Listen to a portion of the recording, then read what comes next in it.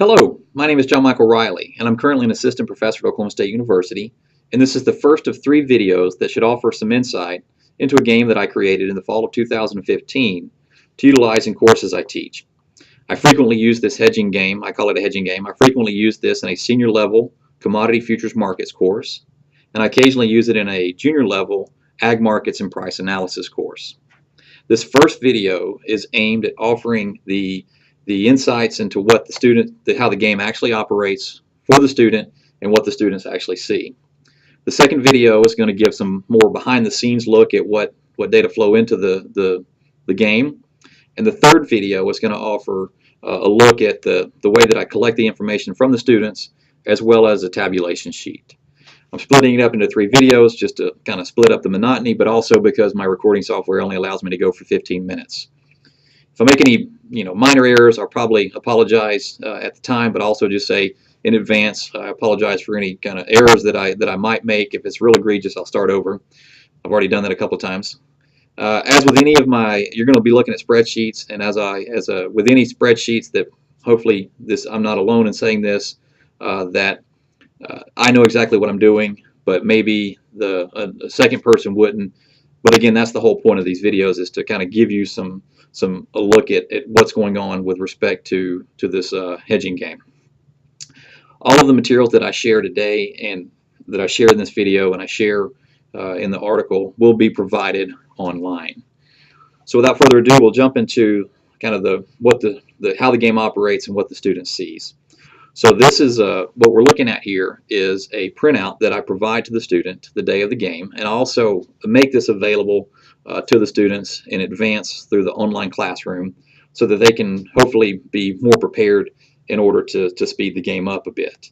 And if time permits, I have in the past occasionally gone through these instructions in the class period before we play the game again, just to help speed things up.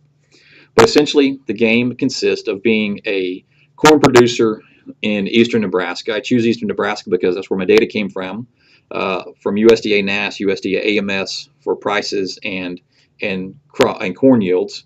All of that is from this region of eastern Nebraska, Omaha, essentially.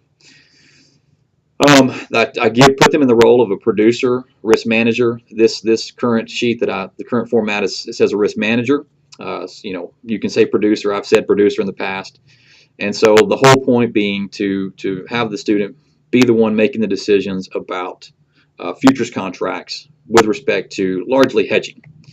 I use 1,000 acres just to make the math fairly simple because it's just, it's easier to multiply in that regard when we start thinking about yield as the student progresses through the game.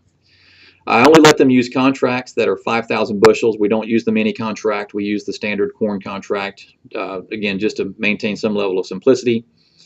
I typically prefer that they be a hedger, and this current sheet is set up such, for the most recent time that I played the game with the students, where I did actually offer them the flexibility of taking long positions in the futures market as the game is played. Historically, I've only let them take short positions. I decided to open it up this year largely just to see what they would do. I wanted to kind of see how students would respond to that relative to previous years of being forced to take short positions. You'll notice that in crop year number 1, I only let them take short positions.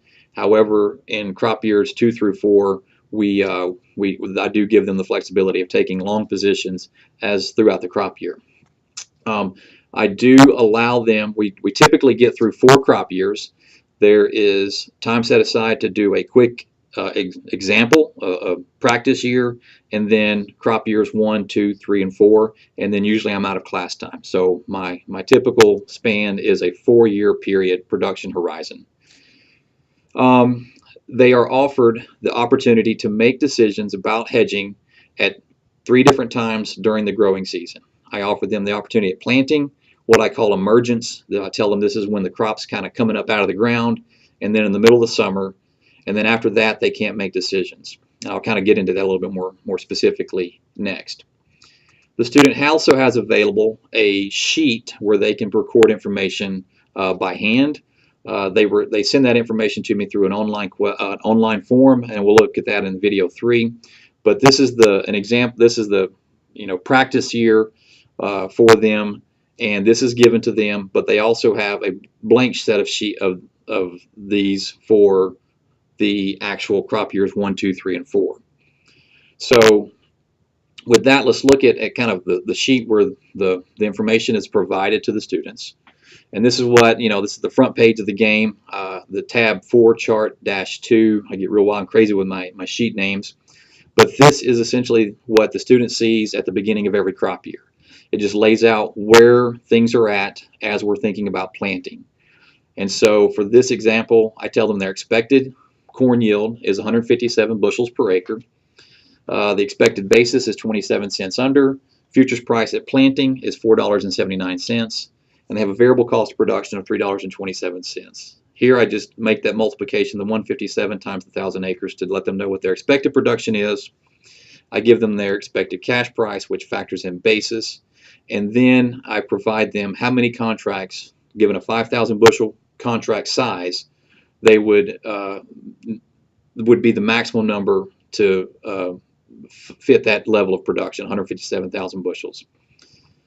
All right, so they would jot all that. Normally they would jot all that down. In this case, it's the example year, so it's all going to be provided to them. And then I say, okay, let's look at where the futures market has been since the start of the calendar year.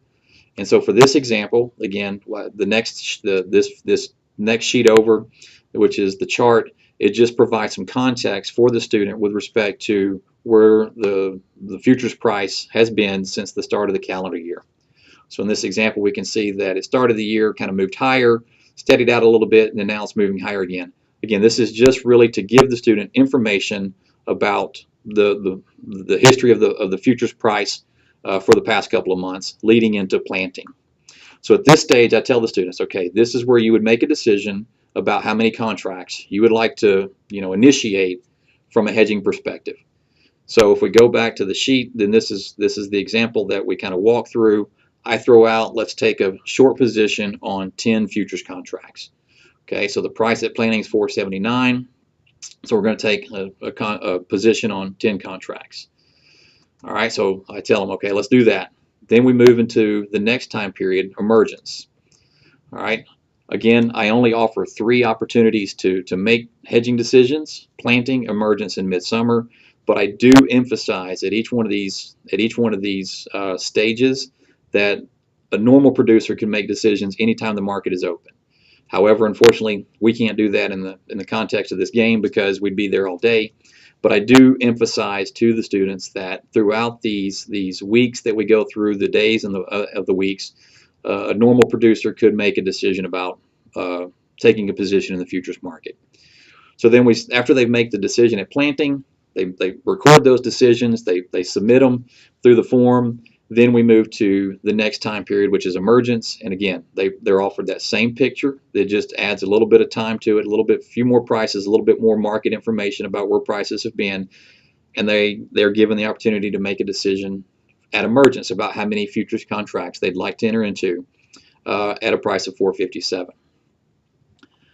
So I give them just a little bit of time, and the time shortens as the game progresses. So with this practice round, or crop year 1, crop year 2, I'm usually a little slower, but as we move into crop year 3, crop year 4, I try to speed things up again to try to fit in as many crop years in the class period as the class period allows.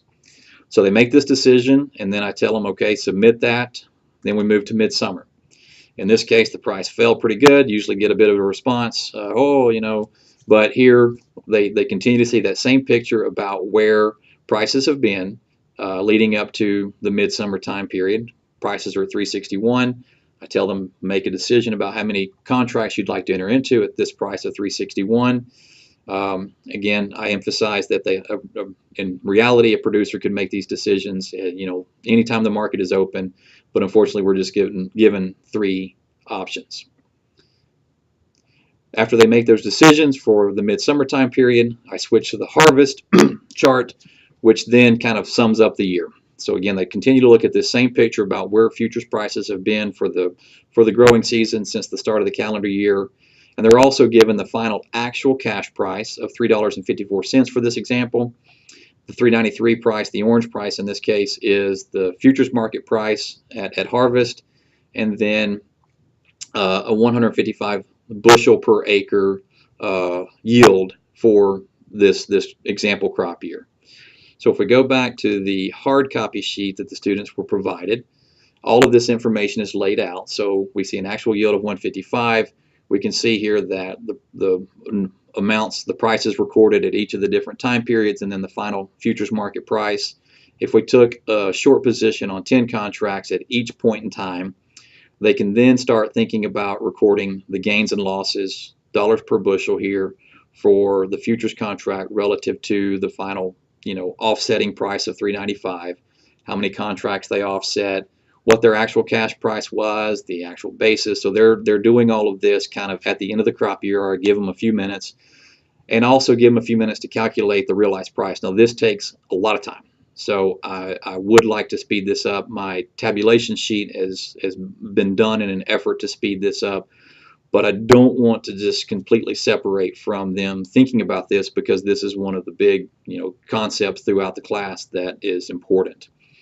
And then we think about profit based on this 327 cost of production. Now this is a cost of production at the beginning. I don't change that at the end. I'm trying to have as few moving parts as possible, so their cost of production at the beginning of the growing season is the same as the cost of production at the end. Obviously that can be different, but it's just for simplicity I don't make that adjustment. And in this case we can see a profit of $97,850.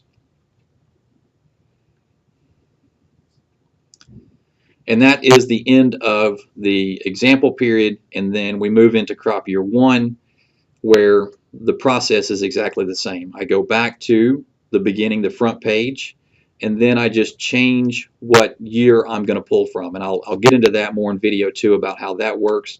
But essentially, if I make an adjustment and I say I pull from a random year, number 8 in this case, everything updates. And then we start the second, or in this case, it would be the first crop year that the students are actually making their own decisions. And they're given that same set of information, expected yield, expected basis, futures price, variable cost production, for their first crop year. And then as you go through and you click the planning sheet, that updates, and it shows gives some context about where prices have been. And in this case, prices have been going up. I tell them, here's where prices have been. Make a decision about how many contracts you would like to enter into at a price of $4.92. They make that decision. I tell them we're moving to emergence. Here at crop emergence, prices are at $4.55. Make another decision. Again, I emphasize that producers in the real world can make these decisions at any time the market is open. So they make their decision. We move to midsummer. Everything's updating here based on this new crop year. And then we move to harvest. Everything updates. We get a 308 cash price, or a futures price, an updated cash price, an updated yield. All of that would then be utilized on that hard copy, and in their online forms, the decisions they've made, the calculations that they should be making are recorded in that regard. I'm almost at the end of my 15 minutes on this first video. I think I've outlined all the specifics of kind of how the game operates in the classroom on the day of, what the students see.